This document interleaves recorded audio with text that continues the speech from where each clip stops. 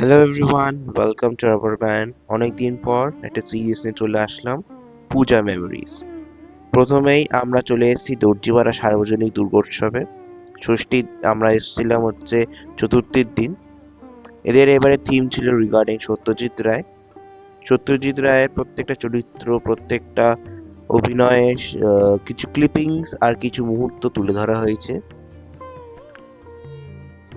পুজোর মধ্যে বিধি শিডিউলের জন্য আমি পরপর পুজোর ভিডিওগুলো আপলোড করতে পারিনি বলে ঠিক করলাম যে বিজয়া দশমীর পর আমি পূজা মেমোরিজ হিসেবে এক এক করে বিভিন্ন পুজোর দিনের ভিডিওগুলো ছাড়বো, যাতে কিনা যারা যারা দেখতে পারেননি তারা পুজোর পরও মায়ের দর্শন করতে পারবে।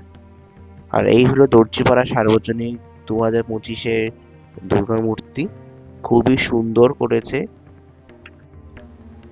এবার আমরা চলে আসলাম ওখান থেকে কাশী বসলেন দেখতে, আমাদের সৃষ্টি আর আমাদের সবার সাথে। কাশী বসলেনের এবারে থিম ছিল লীলা মজুমদারের কীর্তি, ওনার গল্প সব নিয়ে তুলে ধরা হয়েছে এই মণ্ডপটি। চারিদিকে দেখতে পাচ্ছেন লীলা মজুমদারের গল্পের কিছু অংশ, কিছু লেখা লিপিবদ্ধ করা হয়েছে। আর এই সামনে এই যে সিলিন্ড্রিক্যাল যেই স্ট্রাকচারটি, এটার মধ্যেই দেবীর প্রতিমা প্রতিষ্ঠিত আছে। ভীষণই ভিড় ছিল চতুর্থীর দিন কাশী লেনে, কারণ ভীষণ হাইপ পেয়েছিল, স্বাভাবিক কথা, যেটা আমরা দেখেও বুঝলাম যে না, খুবই সুন্দর করে। পরই কলকাতা এক ভয়ঙ্কর দুর্যোগের সামনাসামনি হয়েছিল, যে কারণে শোনা গেছিল যে কাশী লেনের অনেক ক্ষয়ক্ষতি হয়ে গেছিল মণ্ডপে।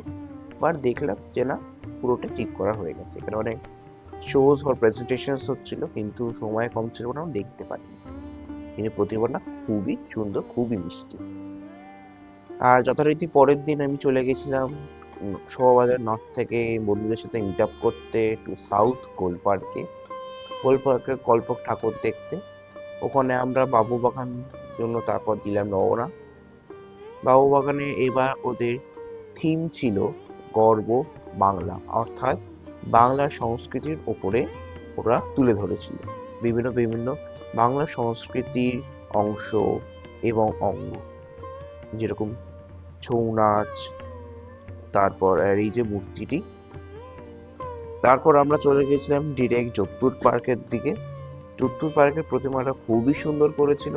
এবার ওদের থিম ছিল আদি গঙ্গা। আর এই ছিল পূজা মেমোরিজ এপিসোড 1। দেখা হচ্ছে নেক্সট ব্লগ।